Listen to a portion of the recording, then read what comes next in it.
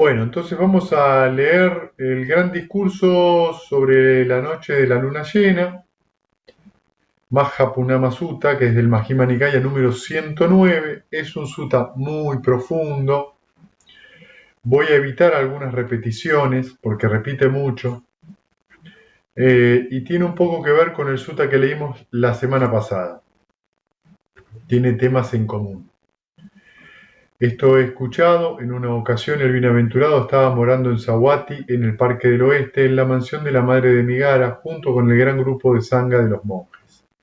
En esta ocasión, el día 15 del mes, la noche de Uposata, de la luna llena, el bienaventurado estaba sentado al aire libre rodeado por la sangha de monjes. La noche de Uposata es el día 15 o el día 14º del mes. O sea, en India hay 3 estaciones: frío, calor y lluvias. Cada estación dura 4 meses. Y dentro de estos 4 meses se dividen como en 8 periodos, cada cuatrimestre, digamos, ¿no? Creo que cada día 15 o 14, que corresponde a la luna llena o a la luna nueva, se produce la noche de Uposata o el día de Uposata, que es los laicos van al monasterio a escuchar la charla del Dhamma, a meditar, ¿sí? Hacen donaciones. Esto ocurre tanto la luna llena como la luna nueva, y también ocurre los días 8 de cada mes, que es cuando la media luna, digamos, ¿no? Hola Mati, hola Celeste. El cuarto creciente y el cuarto menguante. Exactamente. Entonces cierto monje se levantó de su asiento, acomodó su hábito exterior sobre un hombro, levantó sus manos con las palmas juntas en un saludo reverencial hacia el bienaventurado y dijo: Venerable Señor, quisiera preguntarle al bienaventurado acerca de un punto, si es que el bienaventurado me otorga el favor de responder a mi pregunta.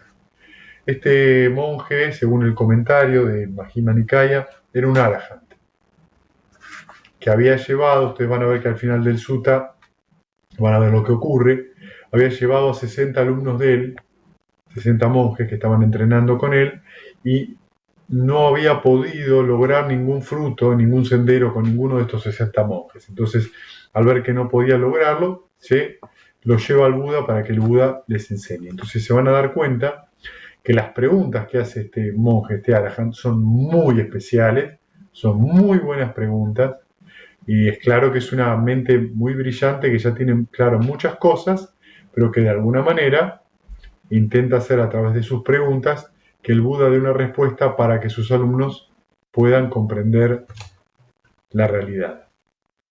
Bien, monjes, entonces, monje, siéntate en tu asiento y pregunta lo que deseas. Bien, venerable señor, respondió aquel monje y se sentó en su asiento y dijo al bienaventurado: ¿No están estos 5 conjuntos sujetos al apego, venerable señor? Es decir, el conjunto de la forma material, sujeto al apego; el conjunto de las sensaciones, el conjunto de las percepciones, el conjunto de las formaciones mentales y el conjunto de la conciencia, ¿están todos estos 5 agregados sujetos al apego?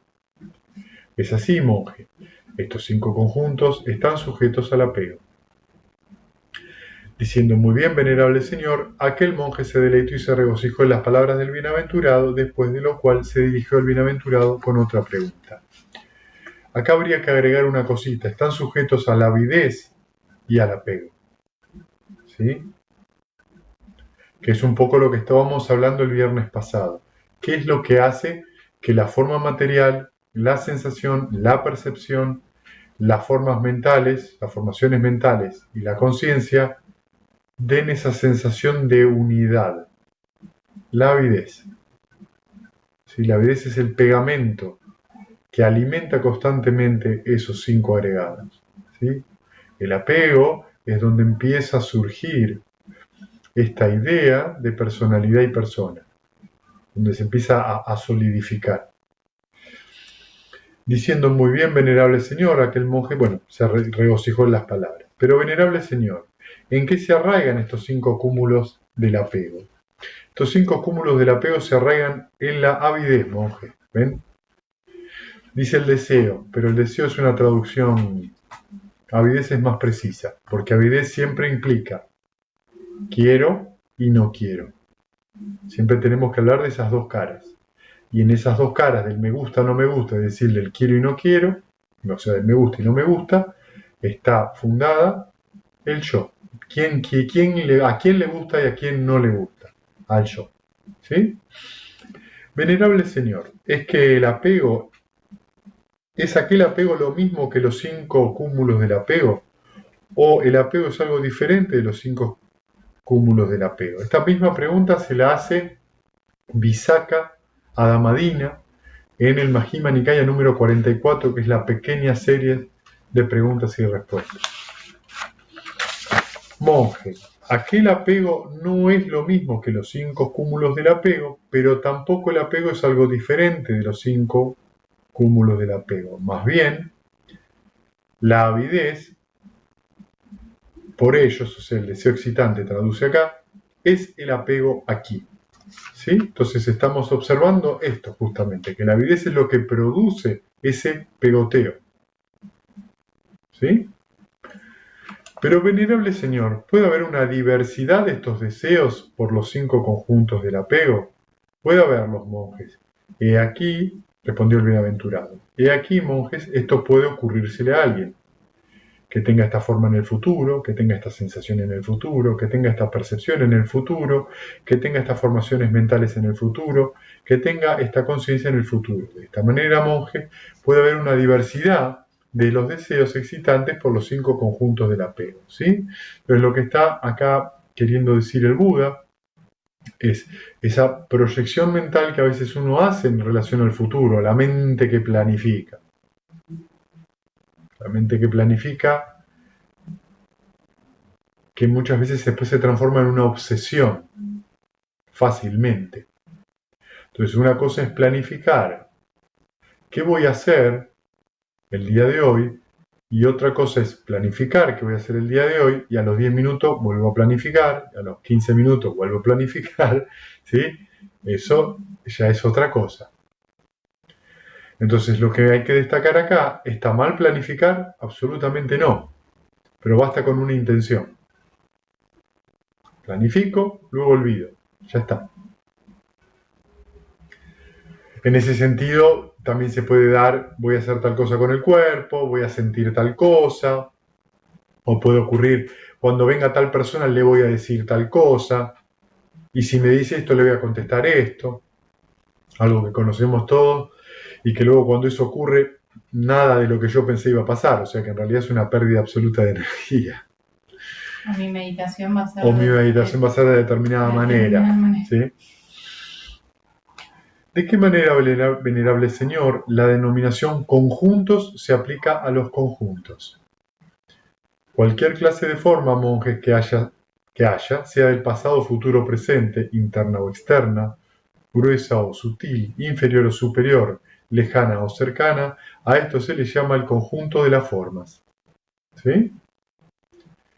Cualquier clase de sensación, que sea del pasado, futuro o presente, interna o externa, gruesa o sutil, inferior o superior, lejana o cercana, a esto se le llama el conjunto de la sensación. Y lo mismo ocurre con las percepciones, con las formaciones mentales y con la conciencia, ¿no? Entonces, lo que estamos observando con los 5 agregados es lo siguiente. Cada vez que hay cualquier clase de forma pasada, futura o presente, interna o externa, gruesa o sutil, inferior o superior, lejana o cercana, lo que está queriendo decir que cualquier forma material, sensación, percepción, formación mental o conciencia, a eso se le llama conjunto. Se lo llama conjunto para destacar un proceso, una acción. ¿Qué significa esto?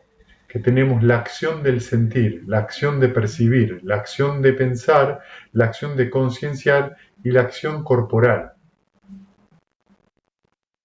Son acciones, es decir, procesos impermanentes y cambiantes sujetos a condiciones. Por eso se los describe como conjuntos y no como, desde este punto de vista profundo, sustantivo, para no caer en una idea de esencia. Ya van a ver cómo esto lo va llevando el Buda de a poco para llegar a la conclusión final. Diciendo muy bien, Señor, aquel monje se deleitó y se regocijó en las palabras del bienaventurado, después de lo cual se dirigió el bienaventurado con otra pregunta. ¿Y cuál es la causa y cuál es la condición, venerable Señor, para que se manifieste el conjunto de las formas, el conjunto de las sensaciones, el conjunto de las percepciones? ¿Cuál es la causa y condición para que se manifieste el conjunto de las formaciones mentales y el conjunto de la conciencia? Y ahora el Buda da una respuesta muy interesante. Los 4 grandes elementos, monjes, es la condición para que se manifieste el conjunto de las formas, ¿sí? Entonces, que son 4 formas o 4 estados de la materia: sólido, líquido, gaseoso y calórico. ¿Sí? Y estos 4 elementos son codependientes uno del otro. Son 4 elementos o 4 estados que dependen el uno del otro. Estos estados están en cualquier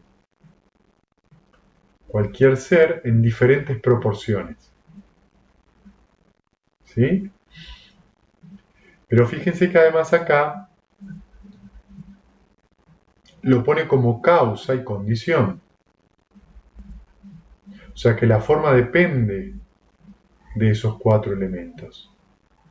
Se van a dar cuenta de que esto, cuando está hablando con el sutta que vamos a leer el martes, donde vamos a empezar a estudiar el sutta número 43, que es la gran serie de preguntas y respuestas, y ya hemos leído también en el sermón de el gran sermón de la aniquilación del deseo, que es el número 38, donde hablábamos de los nutrimentos.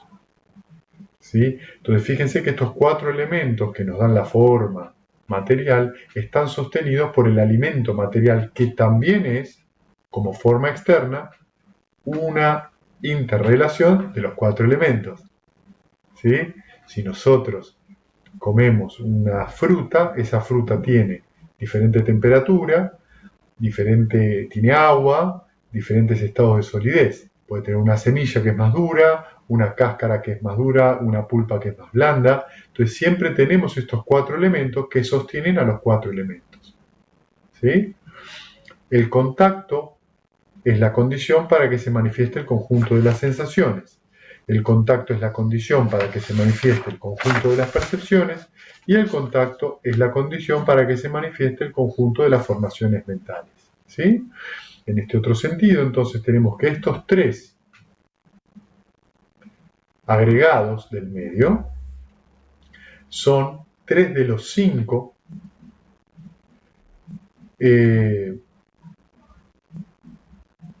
elementos de la mentalidad. ¿Está bien? El 4.º elemento de la mentalidad es el contacto y el 5.º la atención. Entonces acá hay una cosa muy profunda y no tan sencilla a veces de ver. Fíjense, desde un punto de vista muy claro, desde un punto de vista del origen dependiente, nosotros sabemos que el contacto es la causa de la sensación. Si no tengo contacto, no tengo sensación. ¿Sí? Cuando uno se sienta a meditar y alcanza el 4.º jhana, el cuerpo lo deja de sentir. ¿Qué significa que lo deja de sentir? No hay más contacto, porque se abandonan las sensaciones gruesas o burdas. Pero ¿qué pasa? Si se me apoya una mosca o me pica, vuelvo a sentir. ¿Por qué? Porque vuelvo a tener contacto. Lo mismo ocurre con la percepción y lo mismo ocurre con la formación mental. Desde el punto de vista del origen dependiente, nosotros sabemos que es sensación, que la sensación da origen a una percepción y la percepción da origen a un pensamiento.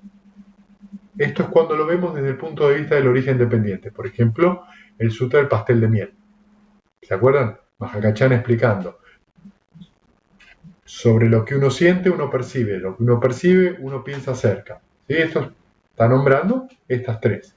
Pero desde el punto de vista de los 5 agregados, que es lo que estamos acá leyendo y comentando, nos damos cuenta de que siempre tiene que haber contacto para que se alimenten para que haya condición de sensación, condición de percepción y condición de formación mental.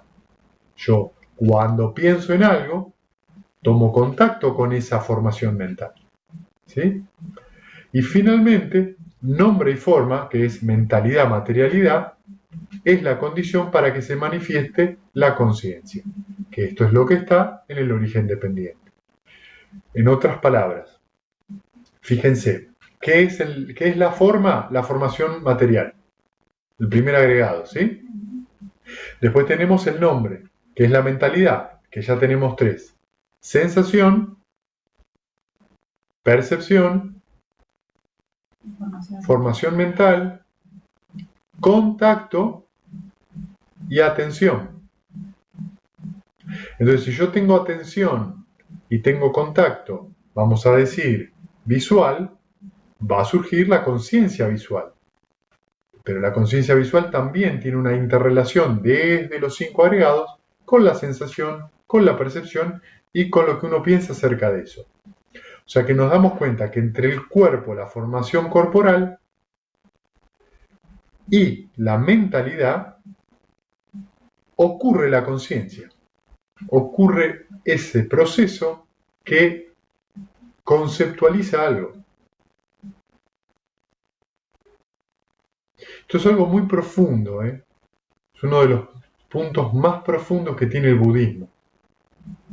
Porque lo que nos está diciendo que la conciencia es algo condicionado. Y lo que conocemos es algo que está condicionado.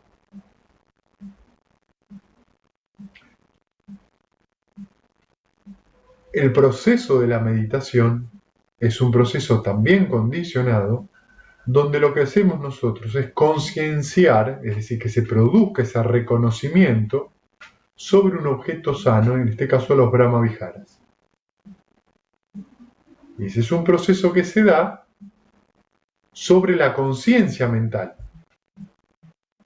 Porque hay un objeto mental, hay una mente, y sabemos que cuando hay un objeto mental y hay una mente, se produce un contacto. Ese contacto de esas tres cosas hace surgir la conciencia.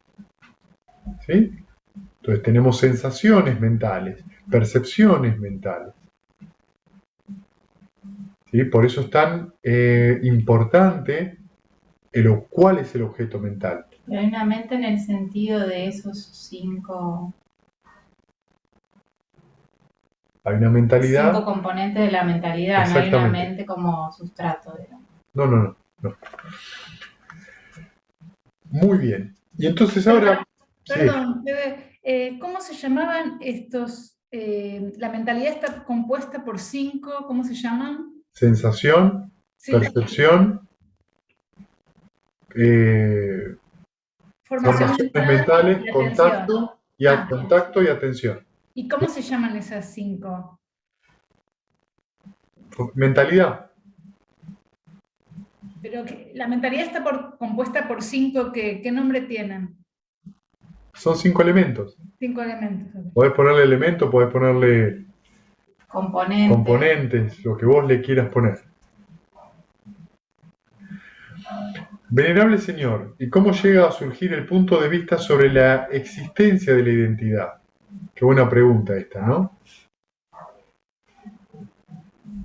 Si ustedes la leen y se sientan a meditar, puede ser muy interesante lo que puede surgirles en una meditación si se hacen esta pregunta antes. ¿Cómo llego yo a esta identidad mía, que creo que es mía? He aquí, monje, está alguien no instruido y mundano, que no se fija en los nobles, no es hábil ni disciplinado en su dama, que no se fija en las personas superiores, no es hábil ni disciplinado en su dama, considera la forma como si fuera uno mismo, o uno mismo como si poseyera la forma, o como si la forma estuviera en uno, o como si uno estuviera en la forma. ¿Sí? Fíjense que esta manera de mencionar la forma material, o la sensación, o la percepción, o las formaciones mentales, o la conciencia, cubre unas cuantas visiones de varias tradiciones. ¿Sí? Entonces, respecto a estos 5 agregados, tanto la forma como la sensación, percepción, formación mental y conciencia, alguien que no está instruido cree o considera que cualquiera de estos 5 agregados es uno mismo. Yo soy mi cuerpo, ¿sí? O uno mismo como si poseyera cada uno de estos. Mi cuerpo, mi sensación, mi percepción. O como si eso estuviera en uno. ¿Qué significa eso? Yo tengo algo donde estas cosas están dentro de eso. Algo que trasciende estos 5 agregados. Esto es una visión muy interesante y muy... Poseo la sensación. Sí, entonces... No, simplemente yo puedo tener un alma en la cual estos 5 agregados se manifiestan. Okay. Como el campo donde se manifiesta eso. O como si uno estuviera dentro de eso, al revés. Siempre estos son visiones más o menos sutiles de una idea de algo que no es cambiante, de algo que es fijo, de algo que es sustancioso, sustantivo, una cosa. Pero aún, si uno habla, por ejemplo, a veces con algo que está tan de moda en los últimos años, sobre todo en la movida New Age, a veces que hablamos del cuerpo astral, del cuerpo etérico, cuando se hablan de un montón de este tipo de cosas, esos siguen siendo conceptualizaciones, es decir, estados de conciencia o percepción, que también tienen su relato en tradiciones antiguas, pero en el budismo no es más que un estado determinado de conciencia.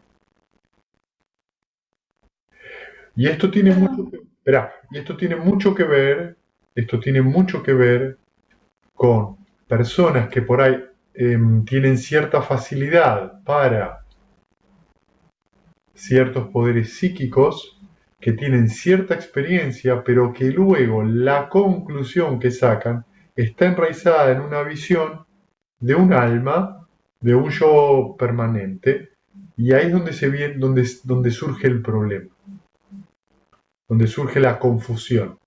Y el Buda lo que está diciendo acá, que la persona no instruida y no mundana tiene esta visión porque se identifica, por eso la pregunta, ¿no? ¿Cómo llega a surgir esta idea? Yo soy la sensación, yo soy una conciencia pura, soy la conciencia universal, soy uno con el todo. Todo eso es una visión de existencia, una visión de algo que se une a otra cosa. Hay una idea sutil, siempre un olor que a mí, por lo menos esto sí es una opinión personal, siempre me suena a una identidad o un alma que se junta a otra cosa más grande. ¿Sí? Y eso no es la visión del Buda, por lo menos. Sí, Violeta. A mí me confunde... ¿Se escucha? Sí, se escucha. A mí me confunde que lo llame estados de conciencia, la conciencia. Como que me quedé pensando... La traducción. No en la traducción, eso, Violeta. Conciencia, déjalo así. Conciencia, ok. Conciencia, la traducción es viñana. Sí. Viñana en Pali, vi significa 2, ñana conocimiento. O sea, es el conocimiento que discierne. Discierne. Para discernir tenés que conocer. Significa que es esto y no es aquello. Eso es un concepto. El concepto mesa deja fuera el concepto silla. ¿Sí? La conciencia es el proceso mental que construye las unidades. La unidad silla no es la unidad pasto no es el cielo no es la tierra. ¿Está bien? Pero también depende, a veces Viñana, algunos autores también lo traducen en algunos contextos como percepción. Es todo un tema de debate. En general se traduce como conciencia, ¿sí? Venerable Señor, y cómo no llega a surgir el punto de vista, y esto es lo importante, sobre la existencia de la identidad. O sea que la existencia de la identidad para el Buda es un punto de vista, Sakyaditi, un punto de vista, una opinión. Eso es lo que uno abandona cuando entra en la corriente. Cuando entra en el primer sendero de santidad, eso desaparece en una gran medida. Por eso existe ese alivio, porque lo que se da cuenta es que es una opinión, no una realidad. Por eso hay ese alivio. Deja de haber esa identificación de esa visión,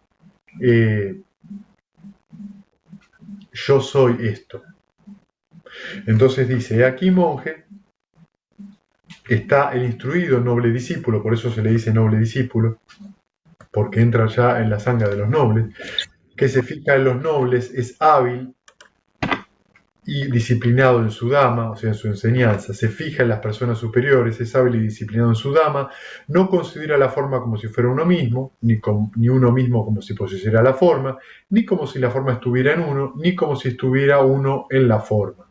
Tampoco ocurre esto con la sensación, con la percepción, con las formaciones mentales, ni con la conciencia. O sea, no considera ninguno de estos 5 agregados, ni como si fuera sí mismo, ni como si la poseyera, como si algo que fuera suyo, ni como si estuvieran en él, ni tampoco como si él estuviera en cada uno de ellos o en ese todo.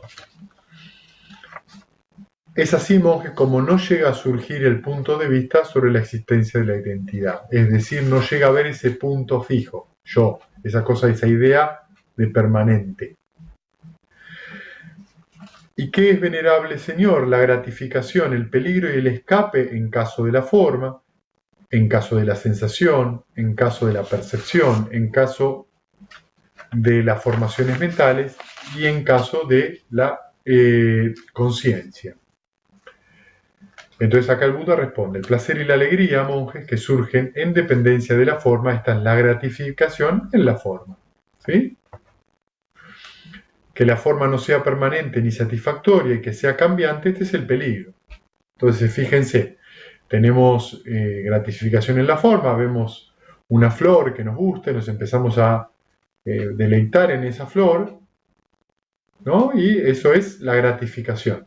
Pero, ¿qué pasa cuando algo nos gusta? O comemos un helado, o vemos, queremos más. Y ahí es donde viene la segunda. ¿El peligro en qué está? En qué es cambiante, eso no va a estar más. En algún momento va a desaparecer. Lo mismo con un sonido agradable, o el gusto, o un olor. Desaparece. Surge y desaparece. Entonces ahí es donde está el peligro. ¿Por qué el peligro? Porque uno, ¿qué le pasa? Más queda atrapado por eso. La remoción y el abandono del deseo, o de la avidez por la forma, este es el escape. ¿Sí? Es decir, abandono de esa avidez. En otras palabras, 6 R's. ¿Sí? Las 6 R's. Simplemente es eso.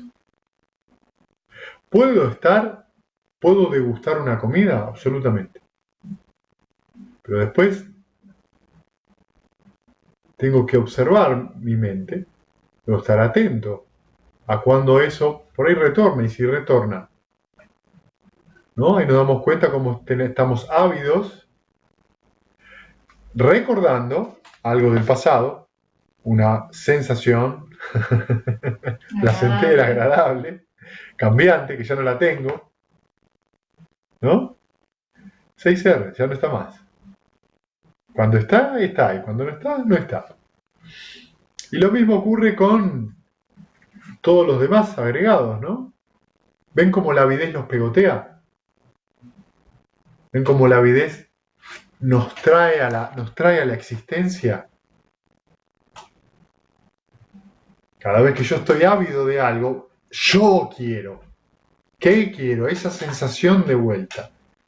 Quiero de vuelta esa percepción, quiero de vuelta pensar en eso otra vez. ¿Sí? Esto es cuando es algo agradable, pero esto también pasa con estados negativos y muy perjudiciales. Me dijo algo mal, algo de mala manera. mi hermano, mi amigo, mi hermana, quien fuera, y vuelvo a pensar en eso.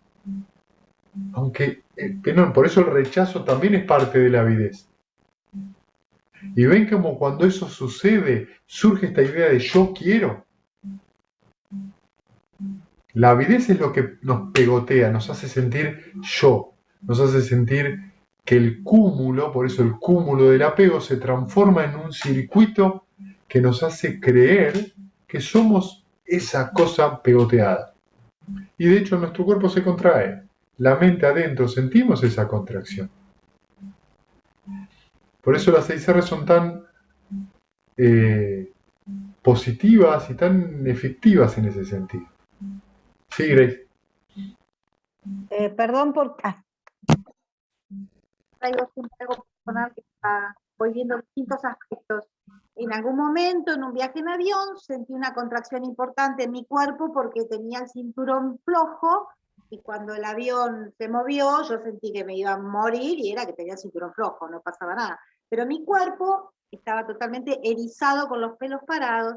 Mi compañera de avión, que era una profe de yoga, me lo ajustó al toque y bajé, digamos, me asenté y cuando voy a este congreso de yoga, en una de las haciendo de la relajación, eso mismo que yo sentí en el avión, ahora lo percibo claro, que era esa contracción, eso mismo salió por mi cuerpo sin evocarse, sin nada, porque estaba en una relajación, o sea, toda una práctica de un par de horas, ¿no? Pero en la relajación, mi cuerpo sacó lo que sintió en el avión.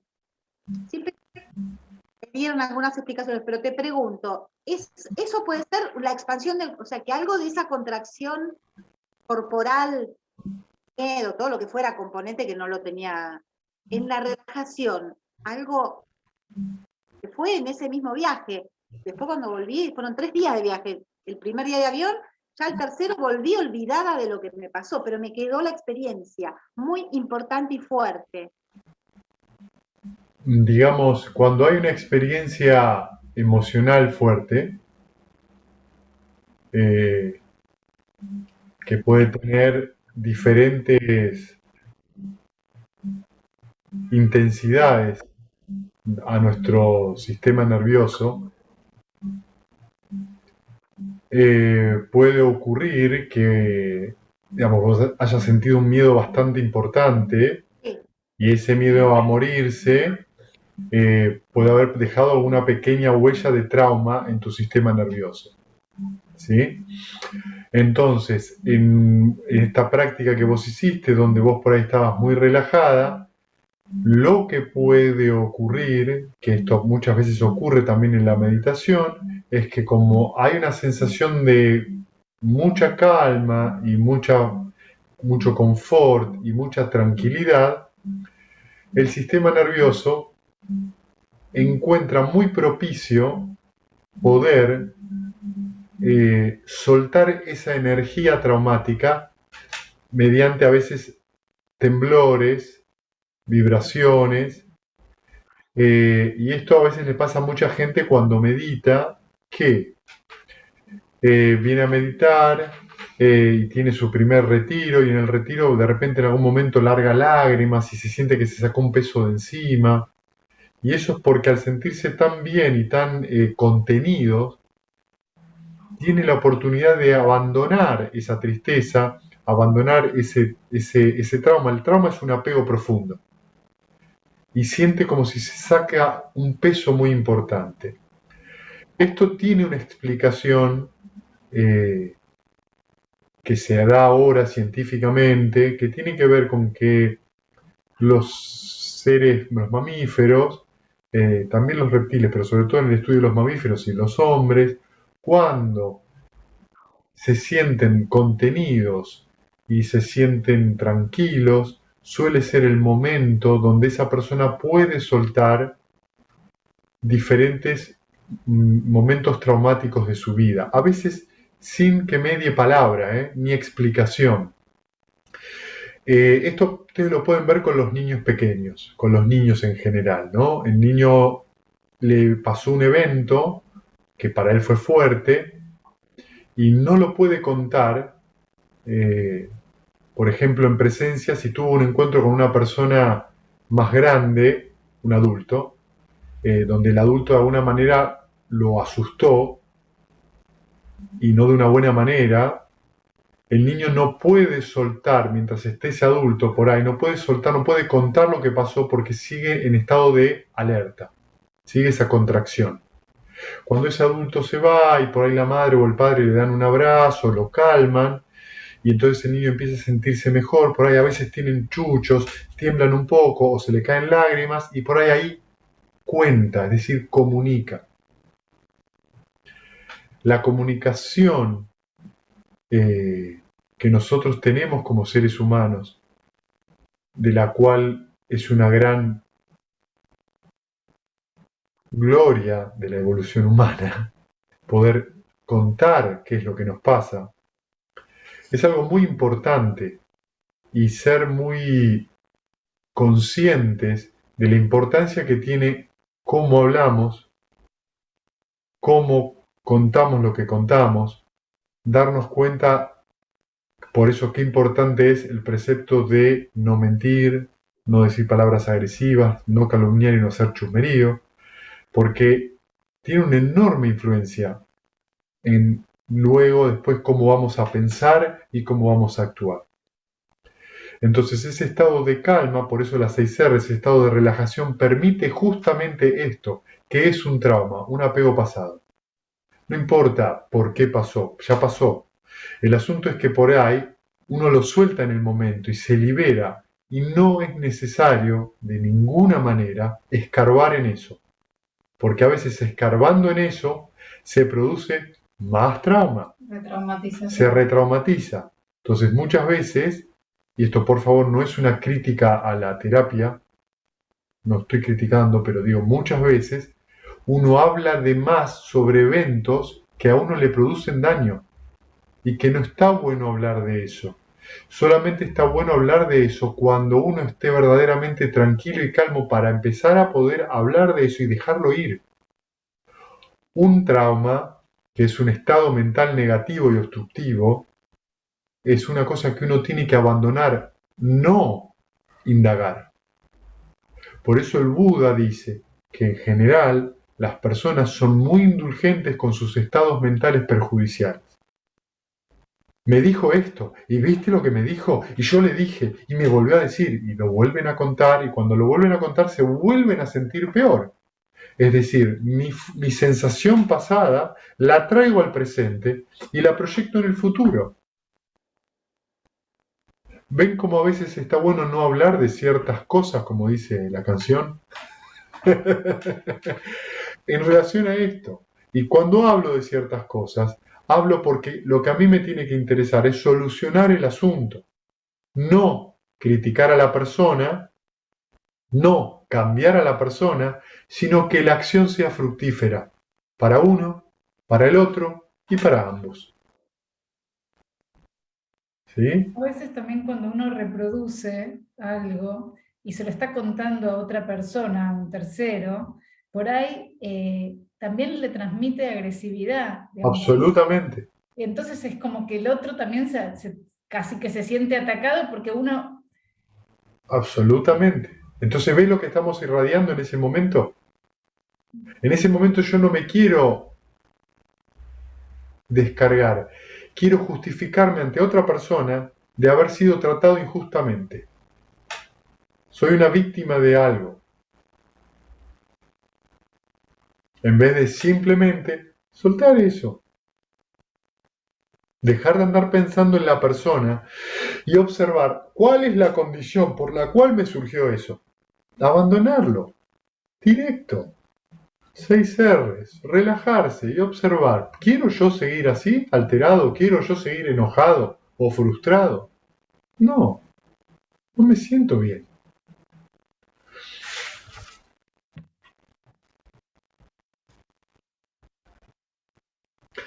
Diciendo muy bien, venerable señor, aquel monje se deleitó y se regocijó en las palabras del bienaventurado, después de lo cual se dirigió al bienaventurado con otra pregunta. Venerable señor, ¿y cómo uno debería conocer, cómo ver, de manera tal que los conceptos yo haciendo, lo mío haciendo en relación a este cuerpo, con los estados de conciencia y en relación a todos los signos externos, como también a las tendencias subyacentes hacia la presunción, no vuelvan más a ocurrir. Miren qué pregunta tan importante, ¿no? Porque lo que está preguntando acá este monje es cómo uno debería conocer o ver de manera tal que esta idea de yo haciendo o mi cosa, ¿sí?, en relación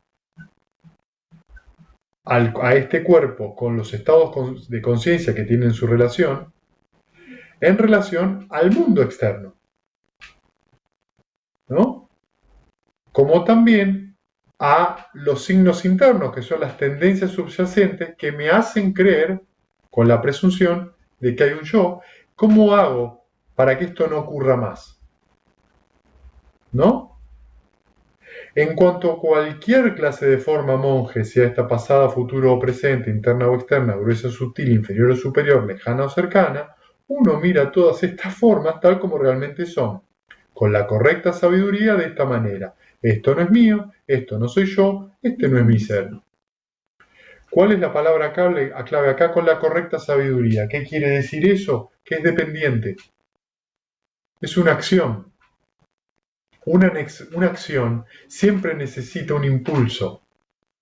Ese impulso es la avidez. Siempre. Lo que está queriendo acá decir directamente es que es dependiente de la forma material. No es mía. Entonces por eso dice, no importa cómo sea la forma, o cómo vaya a ser o cómo fue. Si es gruesa, sutil, no importa. Y lo mismo a la sensación, a la percepción, a la formación mental o a la conciencia. Simplemente lo vemos como procesos. No como nuestra, o yo soy eso. Cuando nos identificamos con eso, cuando lo volvemos personal, es donde la pasamos horrible, donde sufrimos. Cuando uno conoce y ve de esta manera a monje, entonces los conceptos yo haciendo, lo mío haciendo en relación a este cuerpo con los estados de conciencia y en relación a todos los signos externos, como también a las tendencias subyacentes hacia la presunción de que hay un yo, no vuelven a ocurrir nunca más. ¿Qué nos dice esto también? Que el universo completo, o los universos, o el multiverso, son los 5 agregados. Los 5 agregados están en todo el universo, no solamente en nosotros. En un sol hay 5 agregados. ¿Se entiende? Últimamente, la ciencia, no la ciencia más dura, pero la ciencia cuántica está llegando a la conclusión de que la conciencia, hay una cierto grado de conciencia en todo el universo. Lo que pasa es que siempre tenemos que entender qué define conciencia, ¿no? Nosotros tenemos magnetismo, por ejemplo. El magnetismo tiene este juego, esta fuerza entre dos polos. Y eso es un movimiento. ¿Y qué es el movimiento? Avidez. Dos polos iguales se rechazan, dos polos opuestos se unen. Son comportamientos. Son ciertas formas de relación. ¿Se entiende lo que quiero decir? Entonces, los 5 agregados están en todos lados. Y están cohesionados por la avidez, por el movimiento, por el devenir, por el transformarse en otra cosa. Nuestro Sol, dentro de 5.000 millones de años, va a quemar todo su hidrógeno, ¿no? Y va a transformarse en una estrella roja, una gigante roja. Cuando esto ocurra, según dicen, el tamaño del Sol va a ocupar casi todo el sistema solar. O sea que cambia inclusive el Sol. Cuando queme todo el helio que tiene, va a transformarse de vuelta. Entonces, en esta ocasión, en la mente del cierto monje surgió la siguiente reflexión. Bien, pues siendo así, parece que la forma no es uno mismo, la sensación no es uno mismo, la percepción no es uno mismo, las formaciones y la conciencia no son uno mismo. Entonces, ¿cómo van a ser efectuadas las acciones por algo que no es afectado por uno mismo? Ah, está buena, ¿no? El tipo acá dice, entonces, ¿cómo es? Si yo no lo hago, ¿quién lo hace? Eso es lo que está preguntando. Si yo no tengo este cuerpo, ¿qué pasa cuando yo siento algo? En ese momento el bienaventurado, conociendo con su propia mente la reflexión de la mente de aquel monje, se dirigió a los monjes de esta manera. Es posible, monjes, que algún monje irracional, obtuso e ignorante, con mente dominada por el ansia, por la avidez, piense que puede aprovecharse de la enseñanza del maestro de esta manera, ¿no? Y repite lo mismo, ¿no? Entonces, dice, ahora bien, monjes, vosotros habéis sido entrenados por mí a través del interrogatorio, aquí y allí en relación a las diversas enseñanzas. ¿Qué os parece, monjes? ¿La forma permanente o impermanente? Impermanente, señor. Es la sensación, percepción, formaciones mentales y conciencia. ¿Son permanentes o impermanentes? Impermanentes, venerable señor.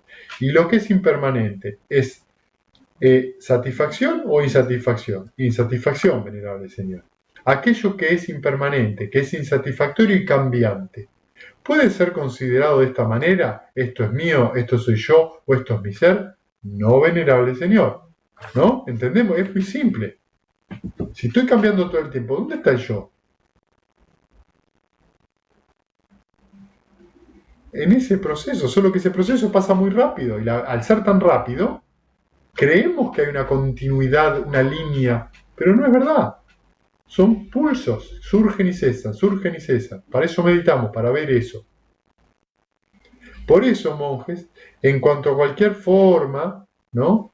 Y repite otra vez lo mismo. Pasado, presente, futuro, gruesa, sutil, interna, externa, superior, inferior, lejano, cercana, uno las mira tal cual son, con la correcta sabiduría. Esto no es mío, esto no es mi yo, esto no es mi ser. Esto es en relación también a la sensación, percepción, formación mental y conciencia. ¿Sí? Viendo de esta manera, el monje, el instruido noble discípulo, experimenta, y acá la palabra repugnancia siempre es una traducción cuestionable, ¿no? Hacia la forma, hacia la sensación, hacia la percepción, hacia las formaciones mentales y hacia los estados de conciencia. Experimenta un abandono, Desapego. un desapego, en realidad un desencanto. También se desencanta con esto. ¿Qué quiere decir con que se desencanta? Que empieza a dejar de estar preocupado y encantado, hechizado por cada una de estas cosas. Ya los ve como lo que son. Ese desencanto, que es un estado de ecuanimidad desarrollado, porque implica ya que todo lo que surge en la mente no lo vamos a tomar en serio, porque nos vamos a dar cuenta de que son formaciones condicionadas. Entonces esa opinión que a veces teníamos antes muy fuerte y ahora no la consideramos tan relevante, es solamente una opinión. No importa que surja en mí, en lo que yo creo que es mi mente, es solo una opinión, no es la verdad. Cuando se produce ese desencanto, experimenta ese desencanto, llega a ser desapasionado. ¿Qué significa? Se tranquiliza. Ya no tiene que defender la opinión, no tiene que defender su cuerpo, no tiene que defender mi sensación, lo que yo siento, lo que yo pienso. Y a través de ese desapasionamiento es liberado. Con esa liberación llega el siguiente conocimiento. Esta es la liberación y él entiende así. El nacimiento está destruido, la vida santa ha sido vivida, lo que había que haber hecho ha sido hecho, y lo que había que hacer ha sido hecho, y aquí no hay futuro alguno para este estado de existencia. Es decir, está hablando, esta es la fórmula para describir a un arahant, ¿sí? En un estado inferior, cuando uno entra en la corriente, o luego entra en el segundo sendero, que es el que solo retorna una vez, esta comprensión se va dando gradualmente, va viendo de a poco diferentes procesos mentales donde uno está apegado, y al abandonar va comprendiendo dónde uno o en qué proceso mental, sea el miedo, sea el deseo sensual, se le construye esa idea de yo. Esto es lo que dijo el bienaventurado, y los monjes fueron satisfechos y se deleitaron en las palabras del bienaventurado. En esta ocasión, mientras que este discurso estaba siendo pronunciado, mediante el no apego, las mentes de 60 monjes fueron liberadas de la contaminación. ¿Qué significa? Que los 60 monjes que había llevado este monje que hizo la pregunta se transformaron en arahants. Está bueno, ¿no?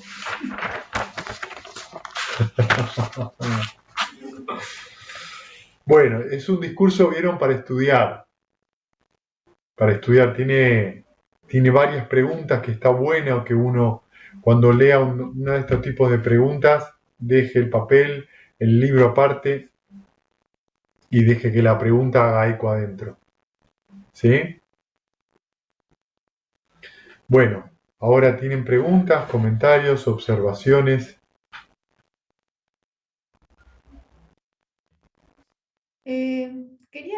¿Podés repetir a qué se refiere cuando dice tendencias subyacentes a la presunción? La tendencia subyacente a la presunción de un yo. ¿Sí? Presunción de un yo, la tendencia subyacente es esta visión, este punto de vista sobre que existe un yo o no existe un yo, digamos, depende de qué lugar uno se pare.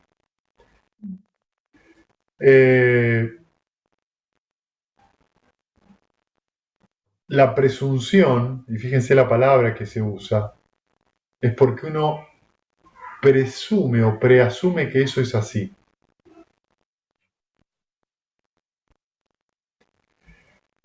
Significa esto que muchas veces cuando nosotros hablamos de el yo o el no yo, fíjense que se habla siempre desde una idea asumida previamente de que hay un yo. Y esto nos lleva a un concepto muy importante en el budismo que es anatta, que es impersonalidad, que se traduce a veces como no yo. Pero el Buda dice que él no niega el yo, ni tampoco dice que existe, dice que tanto una visión como la otra, y le podemos agregar las otras dos, o sea que existe y no existe un yo, o que ni existe ni no existe, para completar el tetralema, son visiones que están preasumidas. O sea, uno parte desde esa visión personal. Pero sin haberlas vivenciado, Sin haber indagado, directamente. sin haberlo indagado profundamente. Entonces, nosotros, ¿por qué hablamos yo soy esto? Porque tenemos un cuerpo y volvemos al cuerpo, es mi cuerpo. O la sensación, o la percepción, o cualquiera de los 5 agregados. Y esto viene porque uno no indagó profundamente en ¿qué es? ¿Qué son los 5 agregados? Como está indagándose en este sutta. Buda lo que dice es que desde donde él lo ve, cualquiera de estas 4 visiones, tengo un yo, no tengo un yo, tengo y no tengo, o ni tengo ni no tengo, son inconducentes, no son reales, son simplemente ideas, conceptos, nada más. Entonces muchas veces cuando a veces se pretende explicar un poco de qué se trata esta idea de no yo, es difícil de explicar. Por eso para mí, cuando Bhante Vimalaransi empezó a decir, en vez de no yo, impersonal, me pareció bárbaro, porque impersonal es, ¿se acuerdan en la primaria? Mismo vino enseguida la idea de la primaria, cuando nos enseñaron los verbos impersonales. ¿Cuáles son los verbos impersonales? Los climáticos. Llueve, nieva, amanece. No hay alguien que amanece. Simplemente ocurre la acción. Entonces Buda lo que está diciendo es que lo que hay es, como en el sermón Abadilla, en el ver solo hay ver, en el oír solo está el oír, en el sentir solo el sentir y en el conocer solo el conocer. Solamente está eso, que es muy... el budismo zen lleva, por ejemplo, esa visión de la austeridad, solo hay eso. ¿Qué significa? Solo está la acción, no hay nada más que eso. Entonces, a lo que nos invita el Buda es a poder diferenciar un poco. Bueno, si yo estoy hablando con vos, yo Federico hablo con vos Violeta, para que nos entendamos. Pero desde el punto de vista de la realidad tal cual es, eso es solamente una convención, una forma de utilizar el lenguaje, pero no es la realidad. Ahora, cuando dice esto no es mi ser, Sí, cuando yo leo ser, me suena a alma. puede ser.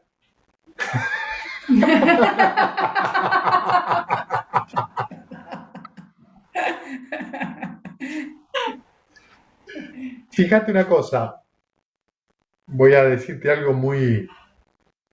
¿Cuál es el primer verbo que nos enseñan? Ser. Y es un verbo, ¿viste? No es un sustantivo. Claro, pero cuando uno lo empieza a conjugar, Exacto. ¿Qué es una conjugación? Fíjate en la palabra. Una conjugación es un juego entre dos cosas. sí, O sea, para conjugar necesito dualidad. sí. Yo, alguien, Un sujeto y una acción. exacto. La conjugación implica un juego, una dualidad, un objeto y un sujeto. Y está tan arraigado eso, tan arraigado, que es muy difícil de, a veces, de erradicarlo, de abandonarlo. A veces no está tanto dado por yo soy, sino por cuál es el segundo verbo que nos enseñan. Hacer, Tener. tener. Ah, yo tengo, mío. Mi perro, Mi mi perro, casa, mi casa. mi mamá. ¿Viste? Pero siguen siendo acciones. Mi mamá me mima. Mi mamá me mima, exactamente. Entonces lo que acá tenemos que empezar a ver es que esa es una forma de que tenemos, es una forma de expresarnos, pero de ninguna manera es la realidad. Es solo una expresión. Ahí nos damos cuenta cuán apegados estamos al lenguaje. Sí, pero me llamó la atención sobre todo la palabra ser. Sí, Porque, cuando se le dice alma es un sustantivo. ¿cómo? Cuando se le habla de alma, el ser o el alma, se lo utiliza como sustantivo. El ser. Claro, pues cuando se habla de alma también el yo tiene un alma. Podés hablar de que el yo tiene un alma, Hay o que diferentes un alma tiene un yo, o que el yo está dentro del alma, o que el alma está dentro del yo, y que el yo se transforma en un yo superior. Ahí es donde entramos en una cantidad de conceptos que son solo conceptos. Y acá viene lo importante. ¿Cuál es la única manera de conocer o experimentar?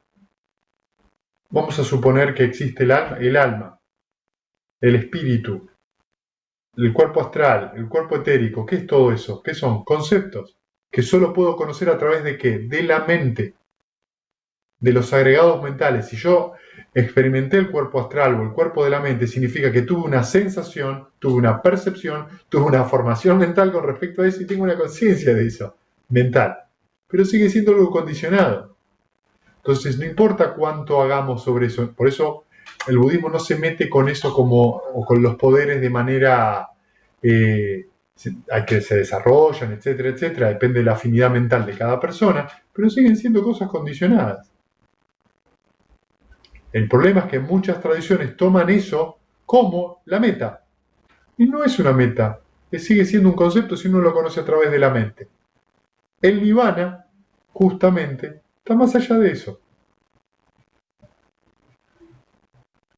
Está más allá del samsara. Sea esto sutil o grueso, como dice acá.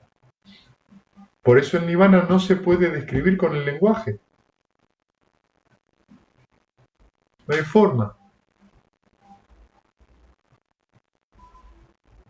Y fíjense que gran parte, y acá me pongo un poco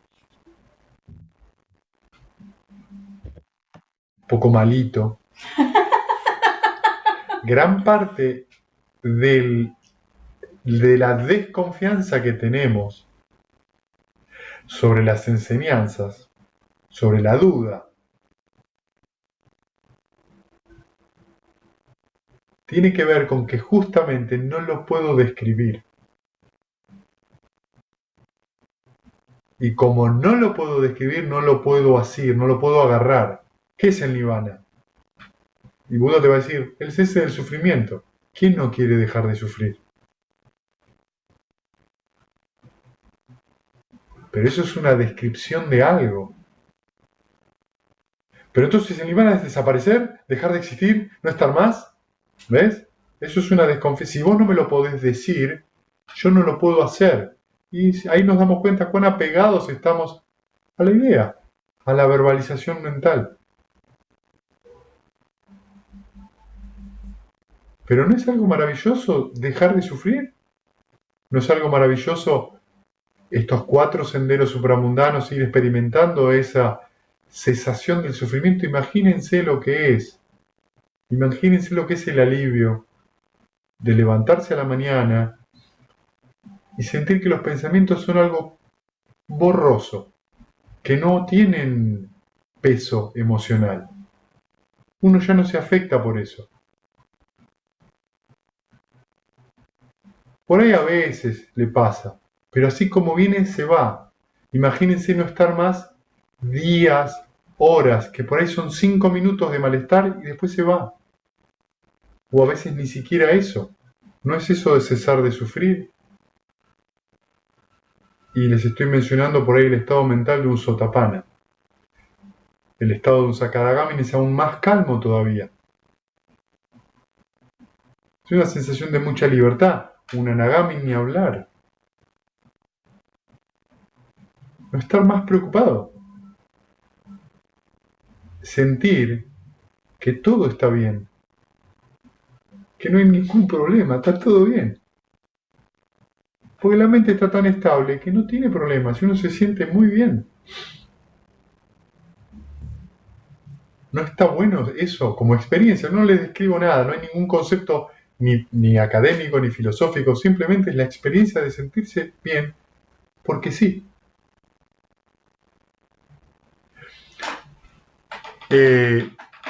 Si me dan un minuto les voy a leer un pequeño parrafito que dentro del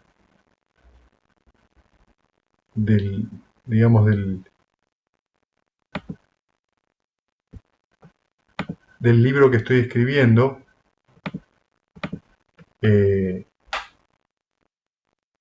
estoy tomando sus diferentes suttas y los estoy comentando.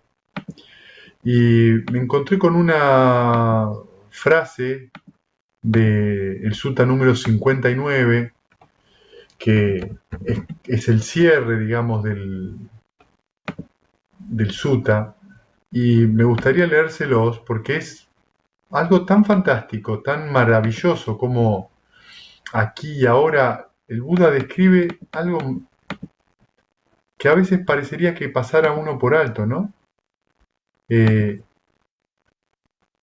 Fíjense esto, se los leo. Ahora bien, Ananda, es posible que los ascetas mendicantes de los otros credos hablen de esta forma. O sea, el Buda está hablando de los yanas, ¿no? De todos los yanas, y habla de la esfera de cesación de percepción, sensación y conciencia, ¿no? Llega hasta ahí. Entonces, fíjense, Ananda, es posible que los ascetas mendicantes de los otros credos hablen de esta forma. El asceta Gotama habla del cese de la percepción y de la sensación y la conciencia y sostiene que esto está incluido en la felicidad. ¿Qué es esto? ¿Cómo puede ser? Se preguntan, ¿no? Cuando los ascetas mendicantes de los otros credos hablen de esta forma, se debe responderle de la siguiente manera. Por favor, escuchen con atención. Amigos, el bienaventurado no describe el estado como incluido en la felicidad con referencia a la sensación placentera. Más bien, amigos, siempre que la felicidad es encontrada y de cualquier manera, el Tathagata describe eso como incluido en la felicidad. ¿Qué está diciendo en otras palabras? Ser feliz porque sí.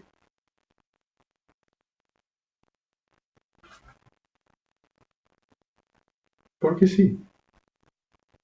¿Por qué insistimos en la sonrisa? Porque no hay ninguna razón o motivo para que uno se sienta mal. Es una decisión que uno tomó. De quedarse apegado y agarrado a eso. Por eso están las 6 R's. Parece muy radical esto que digo, pero no lo digo yo, lo dice el Buda. Uno decide quedarse aferrado y ponderando sobre cosas que no lo suelto a Dios, ya está. ¿Para qué voy a seguir sintiéndome mal? Entonces, por eso el Buda dice, el Dhamma es para venir y ver, para experimentarlo por ustedes mismos. Yo no se los puedo dar. O sea, les explico el camino, les muestro cómo, pero tienen que ir y experimentarlo. Y esto es lo que produce, bueno, pero decime qué es. Y todo lo que yo te puedo decir que es la cesación del sufrimiento, para algunos será comerse un helado de zamballón, tomarse una limonada, ir al cine, el cese del sufrimiento. Pero Buda está hablando de otra cosa. No está hablando de nada de eso. Tiene que ser experimentado. Por eso está la famosa historia de Huinien, el sexto patriarca de la China, señalando la luna con el dedo, diciendo que el dedo no es la luna. El dedo son las palabras. Es la enseñanza. Pero no es en sí mismo. Es la forma, es el método que nos lega para llegar a eso. ¿Se entiende? Por eso es tan interesante esto. ¿Por qué sos feliz? Porque sí. ¿Por qué no voy a estar feliz?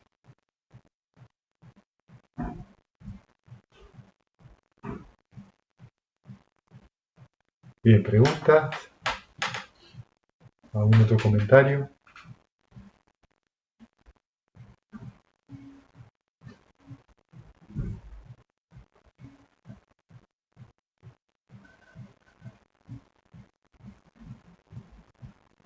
Bueno, muy bien. Muy bien. La verdad que los últimos 2 suttas fueron muy interesantes. Muy interesantes, ¿sí? Así que el martes en el estudio de suttas vamos a empezar con el sutta 43. El sutta 43 es un sutta, el Majjhima Nikaya, muy profundo, muy complejo de entender. Mi intención no es que lo entiendan ni siquiera durante el estudio, pero es ir permitiéndoles que ustedes vayan viendo la profundidad de lo que estamos hablando, de lo que estamos estudiando, ¿sí? Porque habla de varios estados mentales, describe varias cosas que son complejas de definir y que nos tenemos que tomar tiempo para ir pudiéndolas abrir un poco, abrir para poder comprenderlas, ¿sí? Bueno, ahora los micrófonos y compartimos mérito.